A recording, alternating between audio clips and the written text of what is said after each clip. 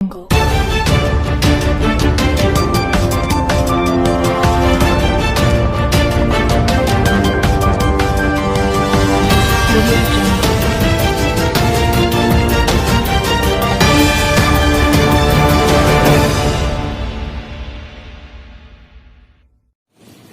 जो है 131वीं जयंती के शुभ अवसर पर जो है डॉक्टर भीमराव अंबेडकर की जयंती के जो है आज यहाँ बीएमपी कैंप डुमराव के पास हम मौजूद हैं और इसकी जो है हमारे साथ हम पुत्र जी जो बुद्ध विहार परिसर की धरती से जो है चलकर आए हुए हैं, वहाँ के जो है बुद्ध विहार के रक्षक हैं। जो है हम उनसे बात करते हैं, आप किस उद्देश्य से यहाँ पर आए हैं? आज का विषय भीमते जी लोहारकर का संदेश से सोने की चिड़िया बनेगा भारत देश, ये आज मेरा विषय है। आज मैं 14 अप्रैल 2022 अनुमंडल डुमराव में लगे बोधिसत्व बाबा साहब अम्बेडकर स्मारक के प्रांगण में भारतीय संविधान शिल्पकार बाबा साहब अम्बेडकर जन्मोत्सव के मेले में भारत सरकार और राज्य सरकार को यह चुनौती दे रहा हूं कि लोहार शिल्पकार जाति आदिम जाति है, उसका वंशज है, वह आदिम जाति है। आदिम जाति कैसे? यही तो मैं प्रूव कर रहा हूं चुनौती के साथ। भारत सरकार और राज्य सरकार कान खोलकर सुने। इसका सबसे बड़ा साक्ष्य नंबर 1 भारतीय आदिम जाति संग्रहालय, ये पत्रिका है हुजूर, अंग्रेजी में लिखा हुआ है। इस पत्रिका में कभी कभी मेरा लेख निकलता है, लिखा हुआ है भारतीय आदिम जाति संग्रहालय। साक्ष्य नंबर 1। साक्ष्य नंबर 1 भारतीय आदिम जाति संग्रहालय नई दिल्ली का चित्रण है और उनके द्वारा प्रकाशित वन जाति पत्रिका अक्टूबर 2021 वर्ष 69 अंक 4 पृष्ठ संख्या 45 पर अंकित किया गया है कि लोहार शिल्पकार आदिवासी है। साक्ष्य नंबर 2 कश्मीर पश्चिम पंजाब का लोहार वंश का इतिहास पुस्तक राइस तरंगनी में लोहार जाति को खासा जनजाति होने का साक्ष्य किया गया है। सरकार इसका सर्वे कर सकती है, यूट्यूब आ जाएगा। सरकार मेरे बातों को नोट करे। आ जाएगा। हम अमर शहीद रामदास लोहार, अमर शहीद रामदास सोनार के बेटे हैं। हम अमर शहीद सुखारी लोहार, शहीद दुलार लोहार के बेटे हैं। हमारे शहीद पूर्वजों के लहू से भारतवर्ष आजाद हुआ है। आजादी कोई मुफ्त का नहीं मिला, शहीदों के लहू से यह देश आजाद हुआ है। हम सिंधु घाटी सभ्यता के सृजन करता है, सरकार नोट करे। हम कृषि जल थल नभ यंत्रों के निर्माण करता है, इसको भी नोट करें। हम सैनिकों के हाथों का ढाल और तलवार हैं। हम तोप, स्टैंड गन, विमान के आविष्कारक भी हैं, सरकार इसे नोट करे। बिहार प्रांत के कुछ भूमिहार जाति के ब्राह्मणों ने सुप्रीम कोर्ट में यह मुकदमा दायर कर दिया है कि लोहार जाति आदिवासी नहीं है। यह मेरा चुनौती है कि लोहार और लोहरा एक ही जाति है। झगड़ा यही टिका हुआ है, लोहार और लोहरा, यह दोनों एक ही जाति है। ये मेरा चुनौती है। कैसे? सुनो, ध्यान से सुनिए। लोहार और लोहरा एक ही जाति है, जैसे चमार और चमड़ा एक जाति है कि दो जाति है। कभी चमार को चमार भी कहा जाता है, खिसियाते हैं लोग तो चमड़ा भी बोलते हैं। जाति तो एक ही है ना। ठीक उसी तरह अहिर और अहिरा एक जाति है कि दो जाति है? प्यार से लोग अहिर कहेंगे, खिसियाएंगे तो अहिरा बोल देंगे, लेकिन जाति दोनों का एक ही है। ठीक उसी तरह लोहार और लोहरा एक ही जाति है। बाभन और बाभना एक ही जाति है ना। कायस्थ और कायस्थवा एक ही जाति है। ठीक तरह इस तरह का विवाद सरकार न खड़ा करे। लोहार और लोहरा एक ही जाति है। लोहरा को आरक्षण है तो लोहार को, शिल्पकारों को निश्चित ही आरक्षण मिलना चाहिए।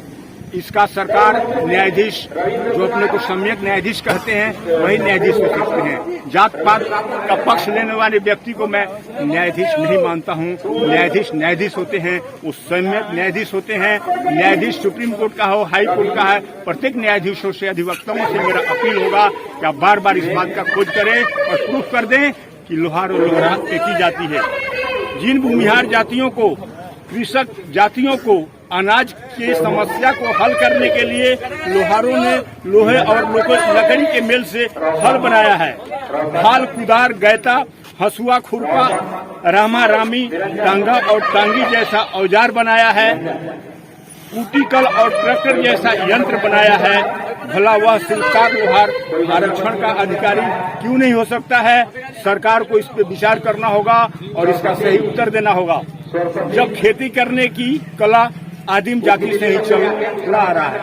खेती करने की कला जो है ना आदिम जाति का, आदिम जाति में भी खेती था और आज भी है।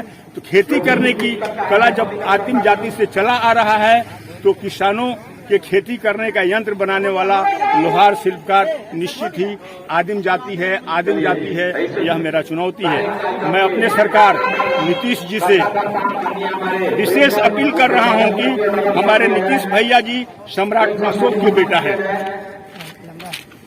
आप छत्रपति शिवाजी महाराज के बेटा हैं। आप तो हमारे प्रांत के राजा हैं। आपने जो लोहार जाति को आदिवासी होने का दर्जा दिया है वह 100% सही है।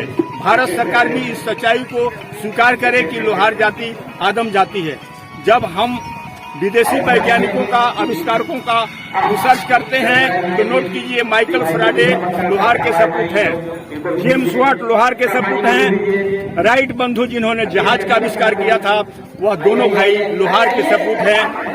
जब मैं डॉक्टर अब्दुल कलाम जी का जीवन दर्शन को पढ़ता हूं तो पता चलता है कि उनके पिताजी समुद्री नाव बनाने का काम करते थे।